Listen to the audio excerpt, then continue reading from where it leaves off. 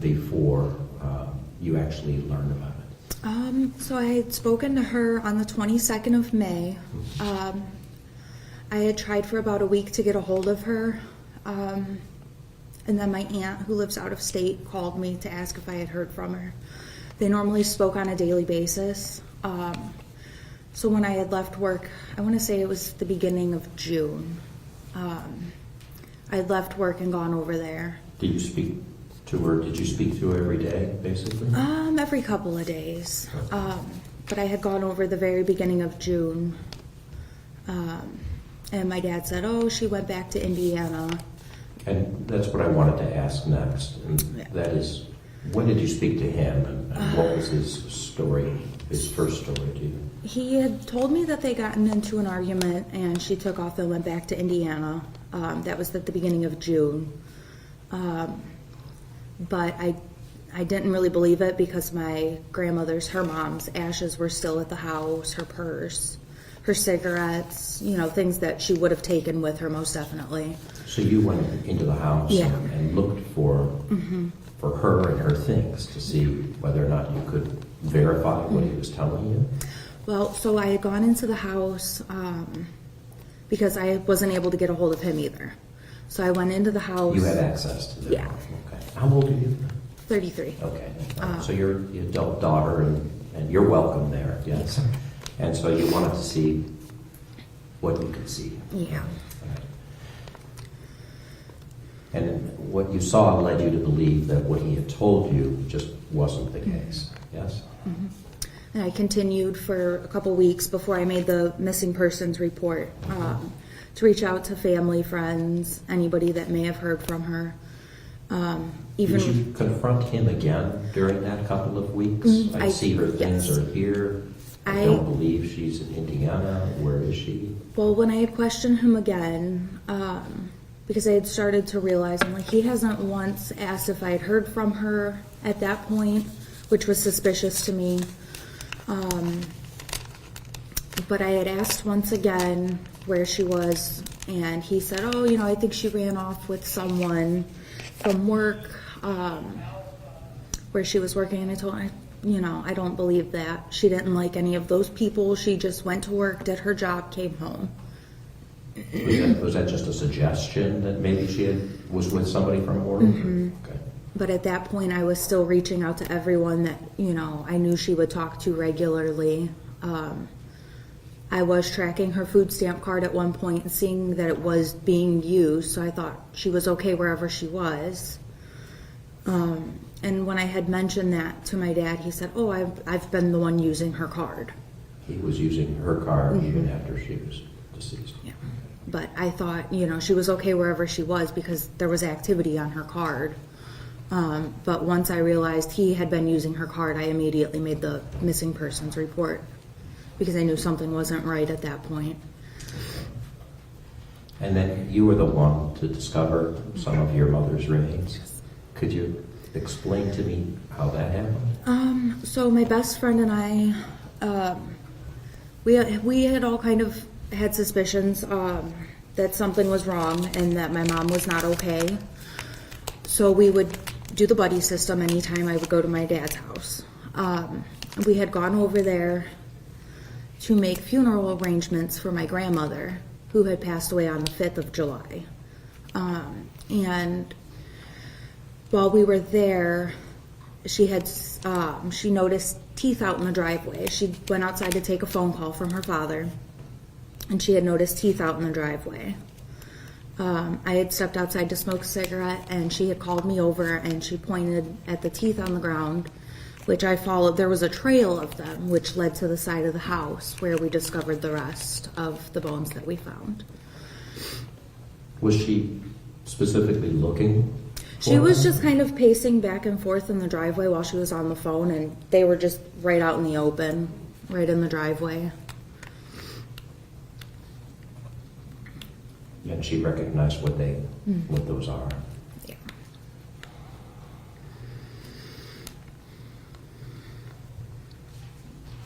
And then what were your thoughts or feelings at that time when you saw that? It kind of all just hit me. It sank in. Like, I with my mom being missing and not getting any clear answers, I pretty much knew deep down what we had just discovered was what I would have left of my mom, essentially. And if it wasn't my mom, that something happened to someone in that driveway. So we knew something wasn't right at that point.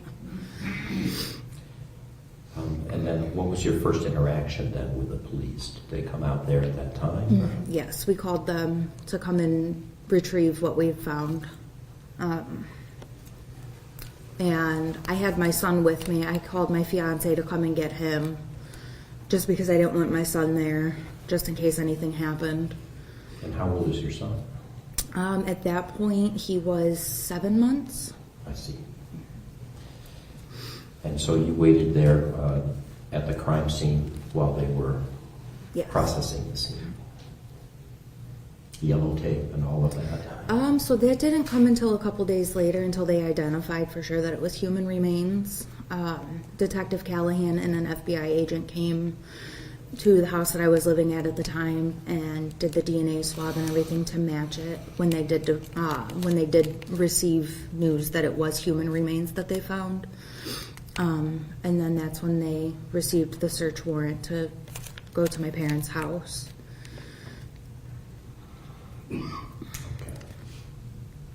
And then your father wasn't there at the time? He was there. He was there at that time? Mm-hmm. And were you there at that time? No.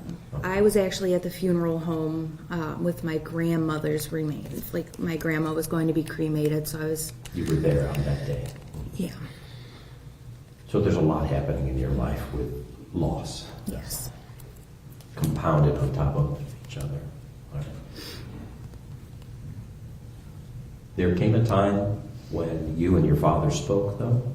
Mm-hmm. Okay. We've did you continued. Confront him, or did he call you? Or how did that go? When they did the search warrant, when they arrested him, he had called me later that night from jail and told me that he had been arrested. Pretty much told me, oh, you know, they caught me. I'm like, what do you mean? He's like, oh, you know, taking your mom out. And that was pretty much, you know, he's like, oh, you know, I'll be home soon.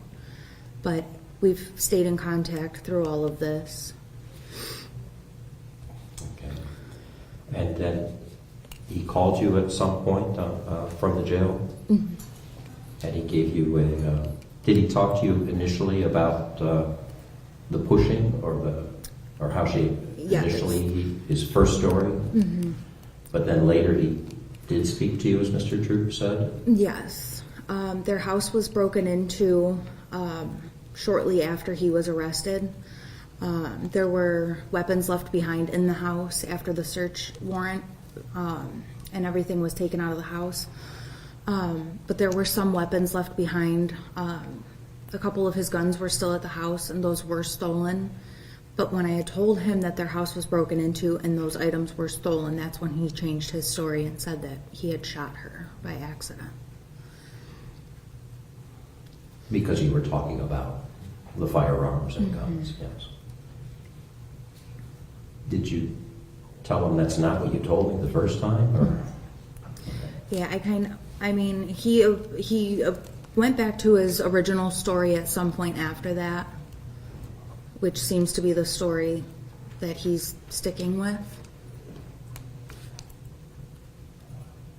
Why would he tell you such a story about an accidental death with firearms while you were in this state of grief over your mother and your grandmother, if that weren't the truth? I don't know if it's because he knew that the guns were stolen out of the house and they had no way to prove if that was how my mom actually passed away. It would be less of a charge for him at that point if that was the case. If it wasn't involving a firearm, but rather his explanation of an accidental death. Mm-hmm. Okay. Okay. And were there any other contacts with him at all after that? Yes. We've talked a few times within the last month or so. But before that, the last was in October. And Mr. Troop, were some firearms taken out of the house during the initial search? No firearms were recovered. It appears that they were located or stored in a place that simply was not discovered during the search warrant. All right.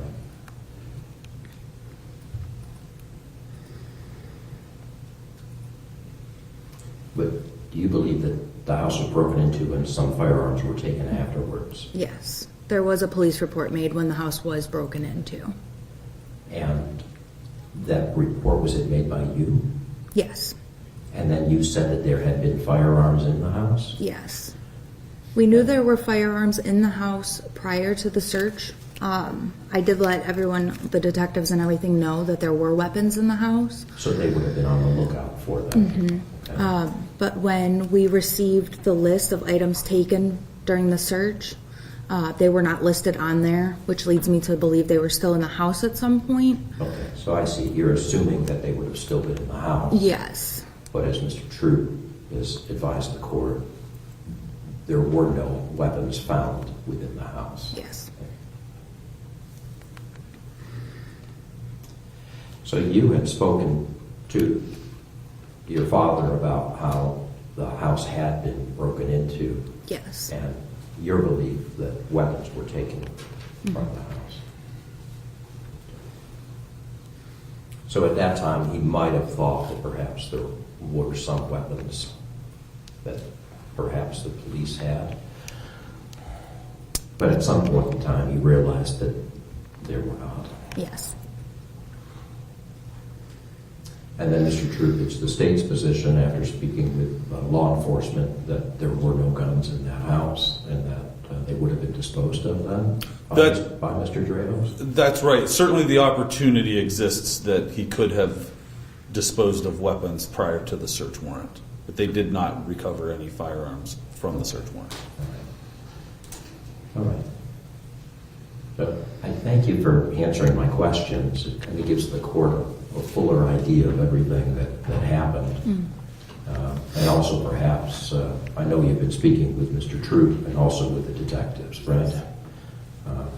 But knowing everything that happened, I hope it gives you some counsel, because at least you're not Yes. without the knowledge of that. You'll never know everything that did happen, though. Yes. And how are you doing now? Comes and goes. Okay. Some And then days are how better. old is your baby now? He's 15 months now. 15 months. And then I also have a 10-year-old. Everybody healthy? Yes. Okay, very good. Thank you for being here. I appreciate Thank you you. giving the court all of the information that you have. All right. Thank you. Thank you very much.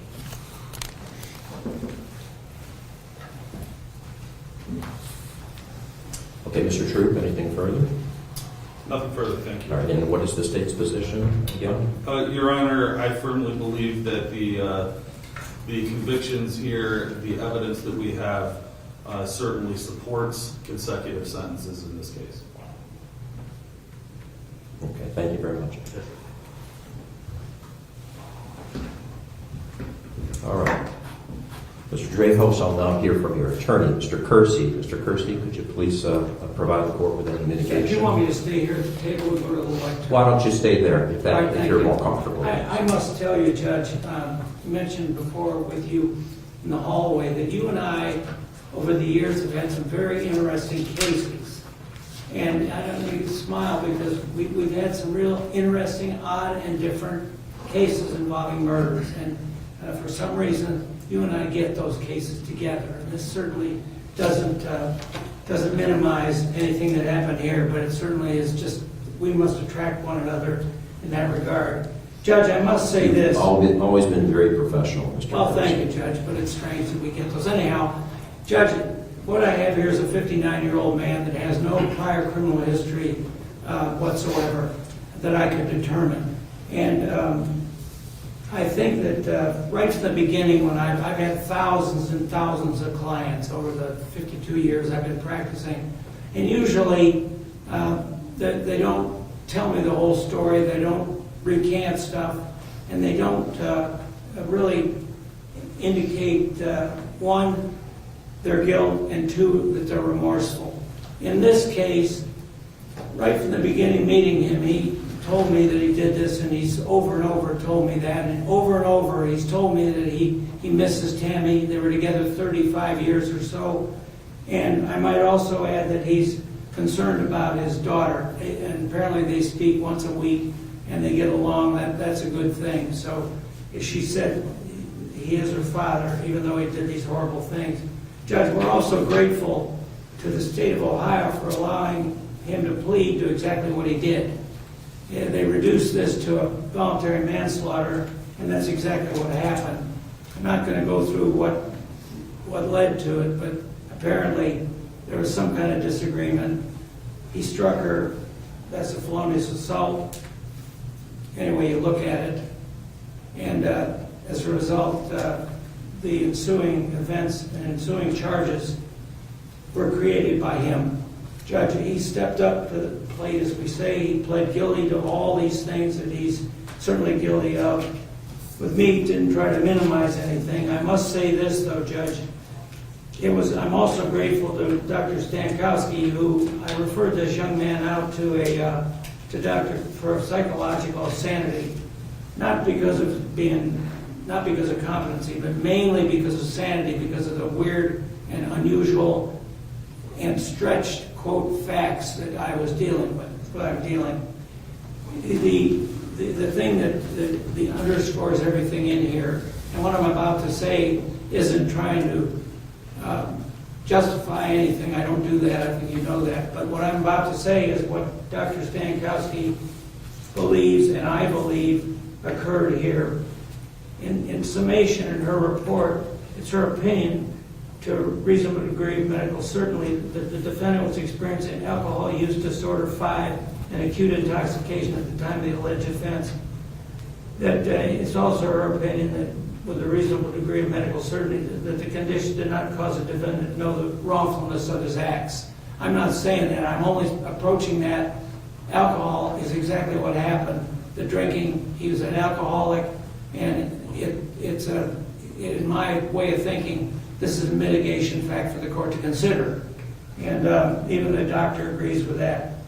Judge, I will say this, that he does speak with his daughter, as I've said, from time to time. And as a matter of fact, he's been gracious enough to not forestall her from getting his house. He's been cooperative in that. I prepared a power of attorney that they were unable to use, and he was very willing to do that. He's very willing to sign a deed. I'm not going to get involved in a civil deeds with civil property law, because I don't do that. I don't do anything well, so I'm not about to get involved in that. But that she has a deed with her, and he's willing to sign that, Judge. So he's not disagreeing with his daughter in anything that happened. Judge, the other thing I'd like to ask you is this.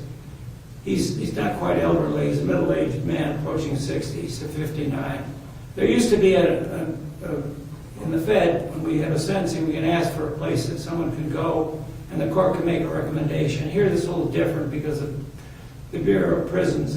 Here the Department of Rehabilitation and Correction takes a different view of this. However, there was and I don't know if it's still in existence, down in Nelsonville in Hocking, Ohio, there was a prison down there, if the court so sees fit, to where there was elderly individuals who were ill and sick and sort of in his condition. And I would ask the court to, if Nelsonville, if it was called Nelsonville, if it's not available anymore, I'd ask the court to consider sending him to something where there's older, elderly, ill people, Judge. With that, I have nothing further to say, and I disagree with Mr. Troop's analysis that these should be consecutive. I think that some of these should be concurrent, and I trust the court to do it. But not necessarily all of them is what you're saying. Yes, sir. That's correct. Understood. All right, Judge. Thank you very much.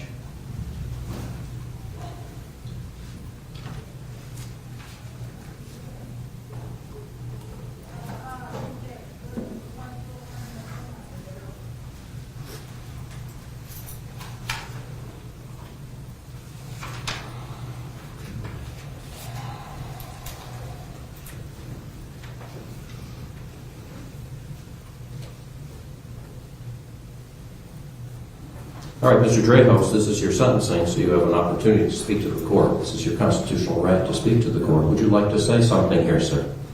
All right, you want me to stand here? That would be best. All right. Do you have something prepared? Well, it's footnotes. Understood, sir. Go ahead and state whatever you wish to. Well, I feel really bad about all this, honestly. I mean, if I had to do it all over, I'd change it all. And I really miss Tam's a lot. Because we did so much stuff together. We'd go walking in the park. We would do things like fishing down at Eddie's boat dock. We'd do other things too, camping once in a blue moon. We'd go out and have fun with that. And we'd cook in the kitchen a lot and bump into each other. I don't know, I wake up at night and I know she's not there, but at first I think I'm dreaming, and this is all a nightmare. And it's hard to get over it. Sometimes I wake up sweating, feeling bad about it. And I really do feel bad about this because I only knew her, and now I got nothing to go home to. It's like I tore up a street and I can't get back on that street to get home again. That's how I feel about it. I mean, that ruined everything. I don't feel good about it. Not at all. It's horrible. And I had a lot of stuff I did because I was scared. I didn't know what to do. And, being a little out of my mind there. And quite handled it too well, I would say. And I'd like to, see my grandkids, Kyler and Giovanni, and see how they're doing and stuff. Spend time with Rachel. And it'd be pretty hard to do that when I don't know how long I'm going to live. And I got arthritis bad in my feet. I'm taking Tylenol for that. And, I'm very sorry. Very, very sorry.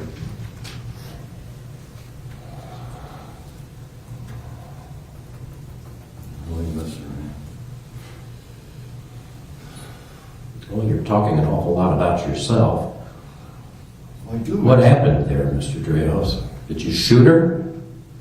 No. Or did you strike her? Striked her outside. She came outside and started yelling Why? at me because Why in God's green earth would you tell your daughter that you miss and want to have a relationship with, that you actually shot her? Why would you say that? I don't know. I was lost in my mind with a bunch of Well, stuff. what were you thinking? That if I say I shot her and it was accidental, that I can get off of this thing and not be responsible for the pushing? I mean, I'm trying to understand your motivation there. I'm not saying you shot her. But I'm trying to understand. You're saying that you're remorseful.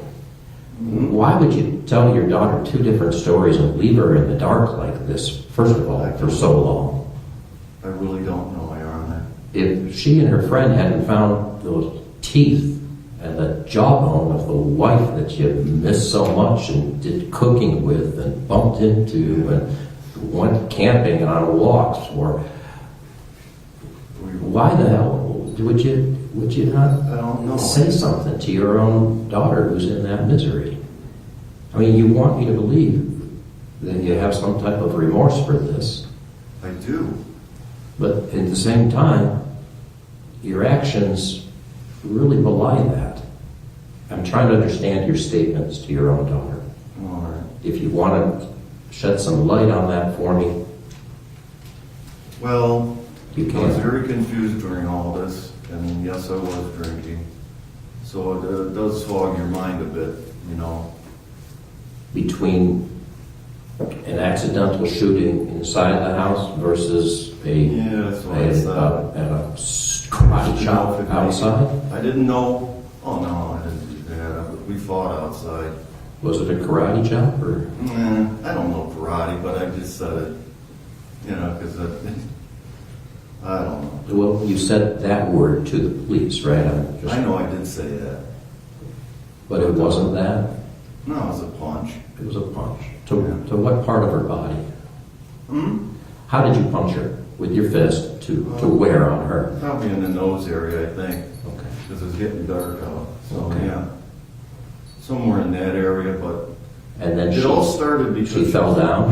Yeah, she fell down. I thought she was just drunk, and I figured she'd get up and come back in the house. Well, why did it all start? What was the argument that Mr. It was Kersey all was about referring to? working, because I haven't been working. I put some applications in around and stuff, and then she was working at Minutemen on and off. And I worked there once, and they tell you it's only around the block, and then you end up walking miles, that kind of stuff. So I don't know. He called me useless and stuff like that, and started hitting on me. I was taking out the recycle, and then I swung at her, and that was that, I guess, because that's what happened. Yeah, she hit her head, obviously. And is it true you went in and went to sleep? I went in the house, watched TV, and I probably dozed off a little. But I thought she'd come back in, and she woke up from all that drinking.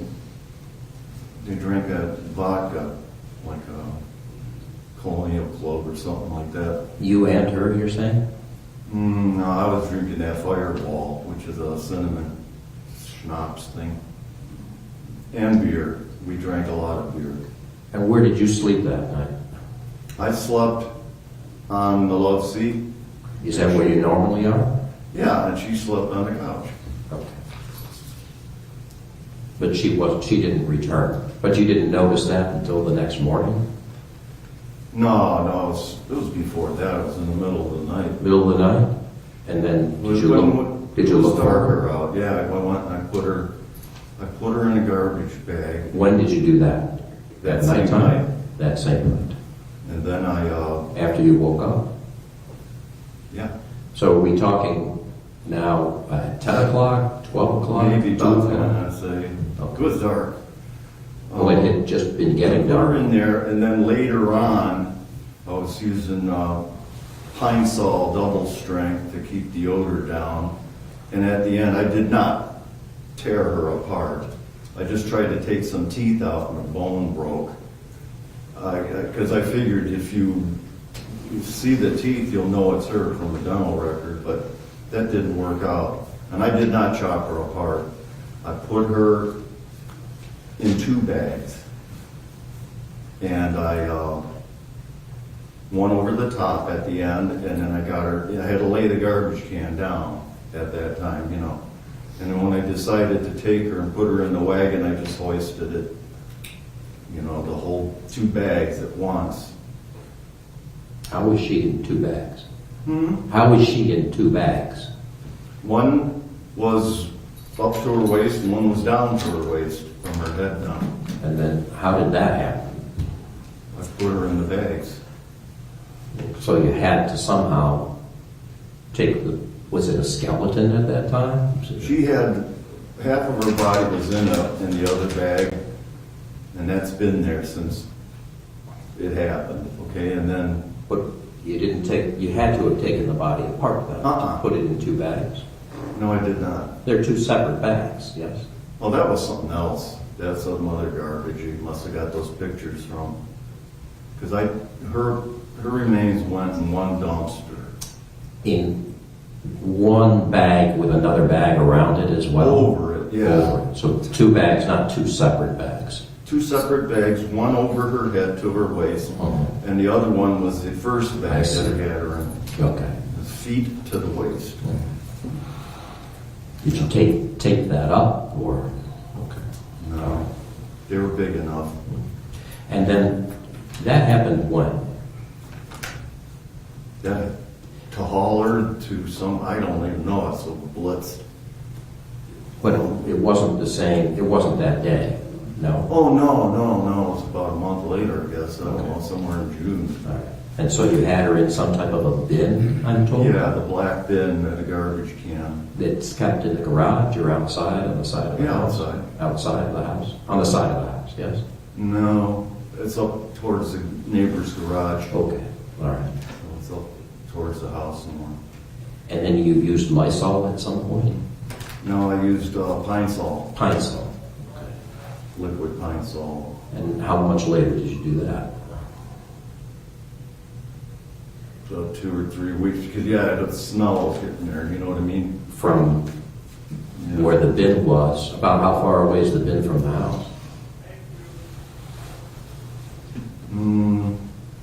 About, well, from the house to the bin, it'd be about 12 feet maybe. Okay. And you had a bottle of Pine Sol laying around? No, I went up to Family Dollar and bought 2 of the double times, the double strength. I bought 2 bottles. Double strength. And just used it every now and then when I needed it. Did they have the regular strength there? And you, Um, why did you get the double strength? 'Cause I don't know, I opened them up in the store and smelled them. Some of them didn't even smell like they'd clean your floor. So you wanted something that would Something That would- strong. kind of hide the smell, right? Yeah, that was it. Okay. I appreciate your frankness on that. I've had to ask a lot of direct questions to get that from you, but Yeah, I mean, it's horrific. I didn't dismember her. Okay. Understood. Just wanted to dismember the teeth, so the teeth wouldn't be able to be. Oh, yeah, yeah. Right. That didn't work out. I gave up on that. I was like, no. Couldn't do it. Started to, and that's it. Did you know you had left those behind? Probably not, right? No, I didn't.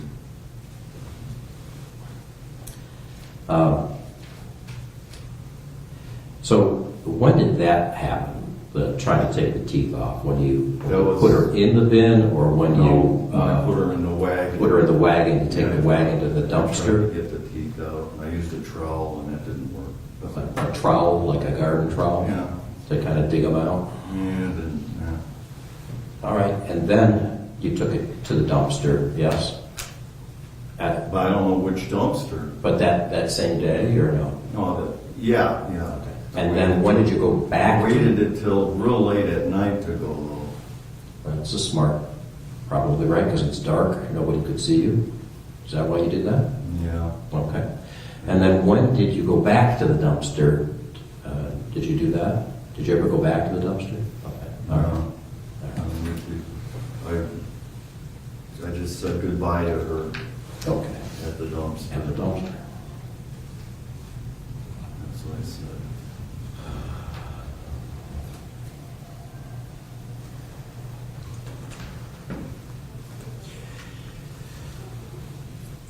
Okay, sir.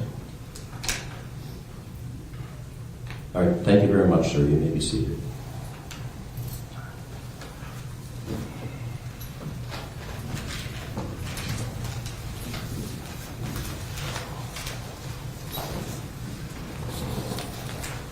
All right, the defendant has pled guilty to involuntary manslaughter. And count number 1 is amended. This is a felony of the first degree.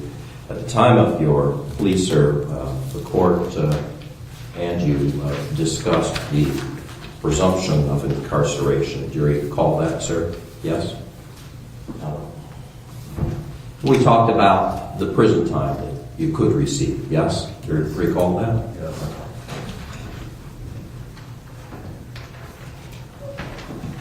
And at that time, I had to explain to you the indefinite sentencing scheme here in Ohio. And I told you that I would do that again at the time of your sentencing as required. In front of you, then, is a form that you looked at and filled out. We went over it on the record, and I need to go through that with you again as to this felony of the first degree here. So do you see that, sir? And do you recognize your signature? Yes? Mm-hmm. Okay, very good. Now, we talked about the very top of that, which explains to you whether or not you can receive any time off for behavior. I'll read that to you out loud again. The court has notified the defendant that pursuant to revised code 2929.19B2C, The offender is eligible for earned reduction of 5 to 15% of the minimum prison term imposed for exceptional conduct while incarcerated or adjustment to incarceration. And now, sir, I'm going to give you your notification for this indefinite sentencing scheme. As we talked about, for the felony of the first degree, you could get a sentence from the court of either 3, 4, 5, 6, 7, 8, 9, 10, or even 11 years at the maximum. And on the maximum side of the sentencing range for this indefinite sentence, you could then receive on this count alone an additional 5.5 years if the court gives you that maximum sentence.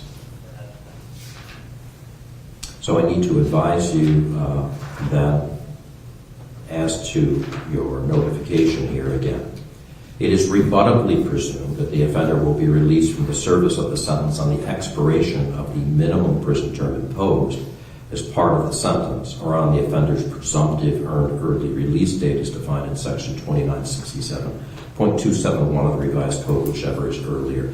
Do you understand that, sir, or did you understand it at the time of your plea? I'm trying to read it with you. Let me go through that again. Do you remember how we went through all of this before? Yeah. Okay. Let's make sure that we go back through that again. All right. Let's go through those words. Do you remember how I went through the words rebuttably presumed with you? Do you remember that? Yeah. I meant that first paragraph. Do you see it? There. Where? Third here? The first paragraph. Oh, first. That's what I'm reading to you right now. Okay. Okay? That it is rebuttably presumed. Okay? Remember those words that I read to you before? Mm-hmm. All right. Presumed means that it should happen. Remember how we went through that? Rebuttably means somebody can say something to the contrary and rebut that presumption. Do you recall all of that? Yeah. All right, let's go through that paragraph then.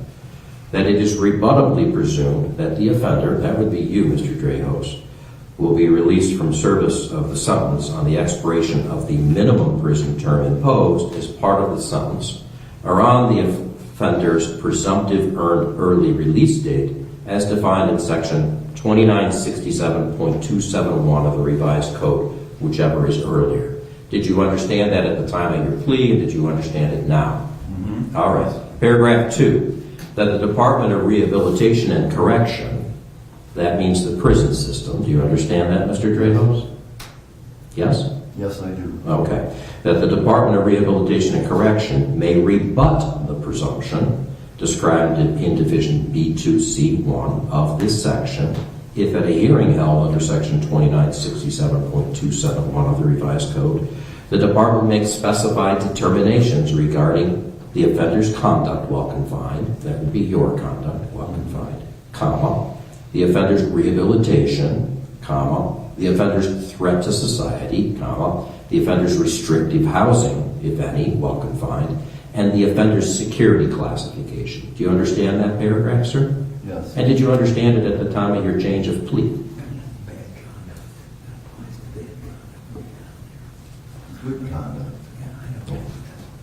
All right, do you understand that, sir? Okay. So again, that all of those things they can consider, and they can hold a hearing, and they can keep you longer than the minimum term that the court gives you. Right? Do you remember this? Okay, I just want to make sure.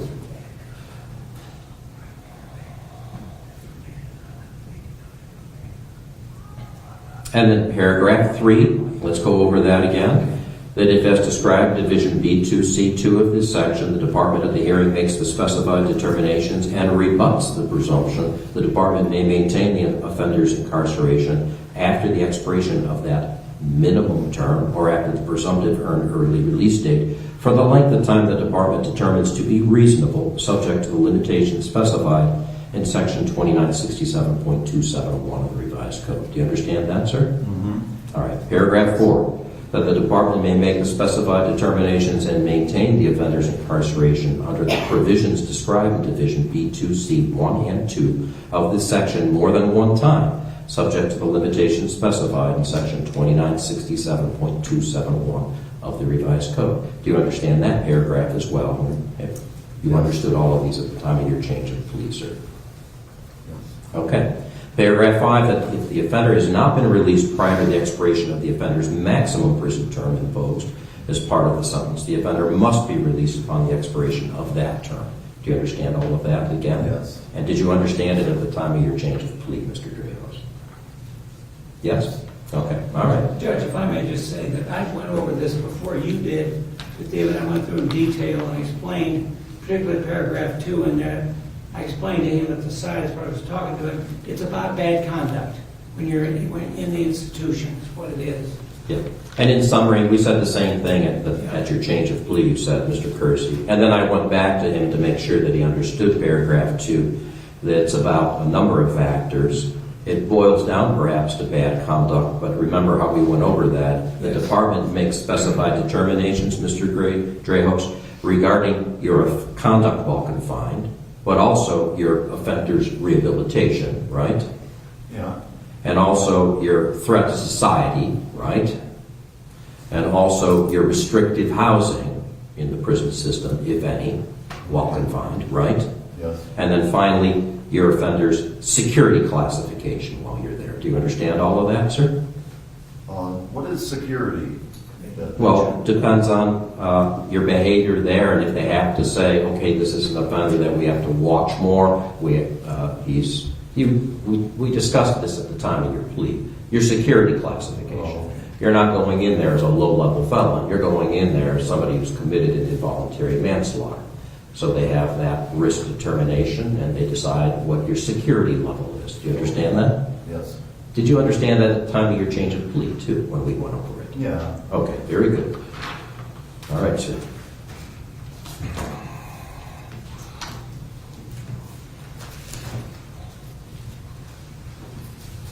Okay, prior to coming to the bench, I had the opportunity to review the entire case file. I've reviewed the pre-sentence investigation report. I've heard from the facts from the state of Ohio as well as from the defense as to the facts of the case as well. And I've reviewed the psychiatric reports again. The defendant had been found to be not only competent but also sane. And Mr. Kersey, thank you for bringing that again to the court's attention, because I had looked at that for any litigation that was involved there as well. I've reviewed 2929.11 for the principles and purposes of sentencing, 2929.12 for the seriousness and recidivism factors, and 2929.13 and other revised code sections for felony sentencing. I've also reviewed 2929.21 for the misdemeanor sentence, the domestic violence that you pled guilty to as well. And the court has formulated the following decision based upon those overriding principles and purposes of felony sentencing, which are to protect the public from future crime by the defendant or others, and to punish the offender using the minimum sanctions that the court determines accomplishes those purposes without imposing an unnecessary burden on state or local government resources. To achieve these purposes, the court has considered the need for incapacitation, deterrence, rehabilitation, and providing for restitution. And I have considered the relevant sentencing guidelines provided, again, in revised codes 2929.11, 2929.12, 2929.13 through 2929.19. And looking at your pre-sentence investigation, sir,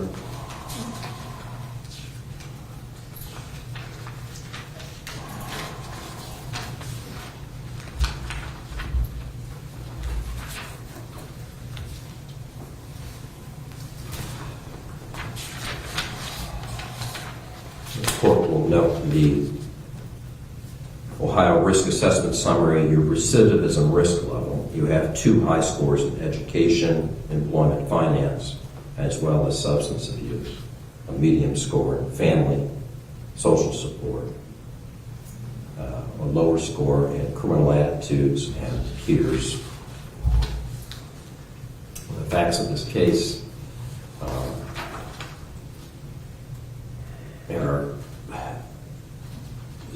they are horrific. I can't imagine the hurt and the pain that family members and friends are going through who knew this person. By all accounts, somebody who was faithful and loving and had a 35-year commitment you and to her family, a daughter that loves her very much and searched for her, and must be very conflicted. But I truly appreciate the pain and the suffering that she and others are likely to go through, including your own grandchild that won't get to know her because of your actions.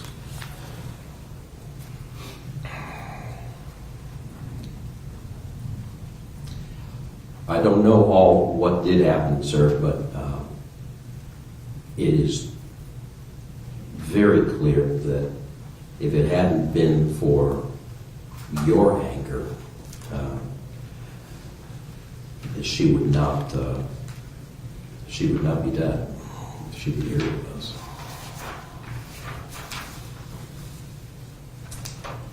For this felony of the first degree involuntary manslaughter, sir, the court is giving you the maximum time of 11 years on the minimum side of the indefinite sentence. As we discussed before, your maximum side on that count alone will be determined by that sentence, which is 1/2, or in other words, 50% of that 11-year sentence, 5.5 years. So on that count alone, you're to receive an 11 to 16.5-year sentence. As to the offenses against the human corpse, commonly known as abuse of a corpse, felony of the 5th degree, the court will give you a sentence of 12 months on that. And as to the tampering with evidence, 2921.112,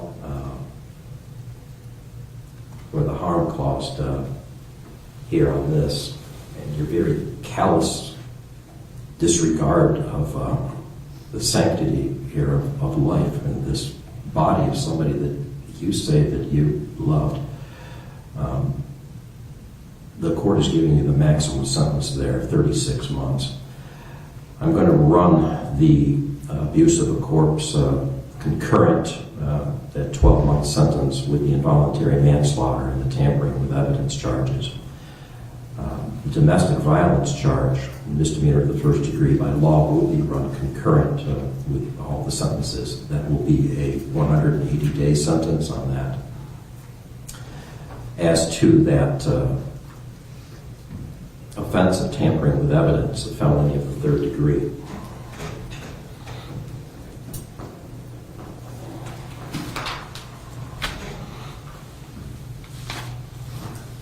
the court is finding that that is a consecutive sentence.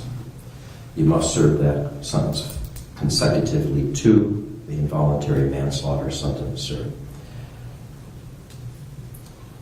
I've reviewed Revised Code 2929.14C4B, and the court makes the following finding. The court imposes prison terms consecutively, finding that the consecutive service is necessary to protect the public from future crime or to punish the defendant. That the consecutive sentences are not disproportionate to the seriousness of the defendant's conduct and to the danger the defendant poses to the public. And that at least 2 of the multiple offenses were committed in this case as part of 1 or more courses of conduct. And that the harm caused by said multiple offenses was so great or unusual that no single prison term for any of the offenses committed as part of any of the courses of conduct adequately reflects the seriousness of the defendant's conduct. And that truly is the case here for you, sir, because not only did you commit this homicide, but over a period of days and, in fact, weeks, you set out to hide the fact that you did do it. You tampered with the evidence, which could have shed more light on this and what, in fact, actually did happen. Could have shed more light for your family, the daughter, the community, but also to law enforcement. We have nothing to go on but your word, and I'm taking you as your word. I'm using that as mitigation in this, and I'm finding that the abuse of courts will be run concurrently, sir. But you certainly deserve this sentence consecutively, and that will be a sentence then of 3 years consecutive to that 11-year sentence, so that's 14 years, plus the 5.5 years as 1/2 or 50% of that 11 years. So you were looking at a 14 to 19.5 year sentence, sir, that you could be sentenced to.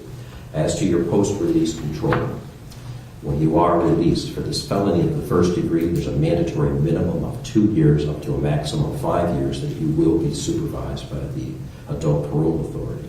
And for that felony of the third degree, tampering with evidence, and the offenses against the human corpse, felony of the fifth degree, the adult parole authority could supervise you for a period of up to 2 years. It's at their discretion.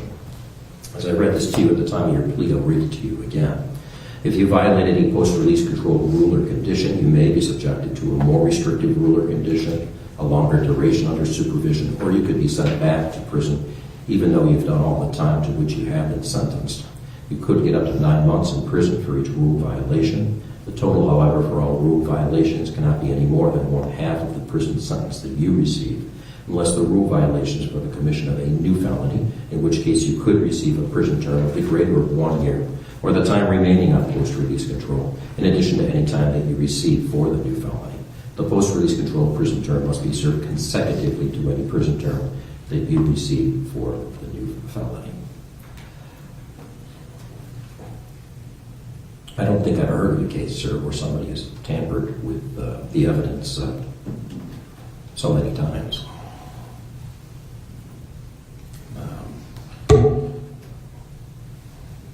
Had this been an offense that occurred perhaps all on one day, it would have been perhaps viewed differently in this court's eyes. But it does demean the seriousness of this offense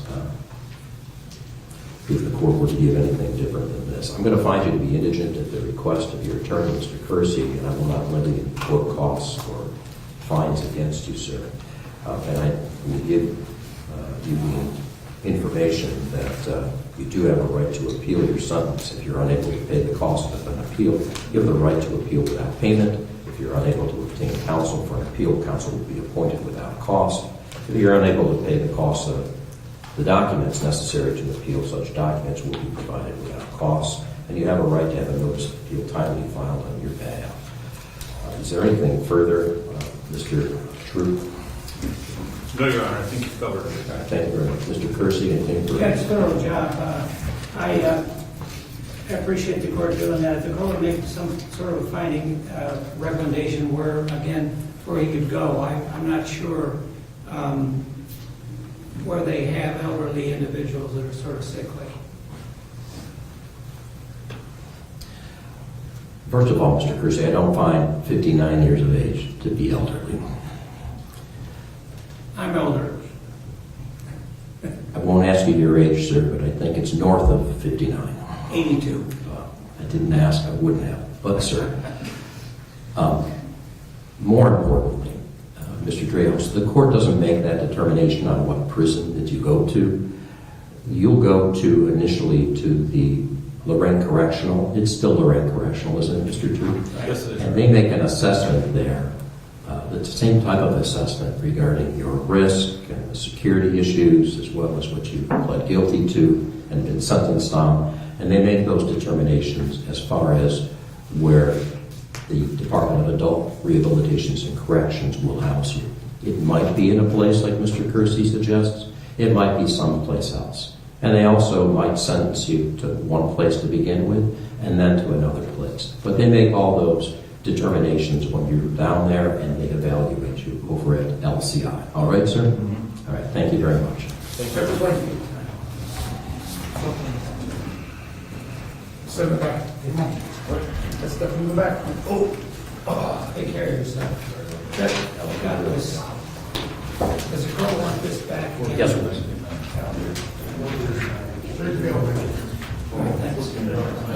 Thank you, Judge. Thank you. Thank you, Mr. Kersey. Always a pleasure.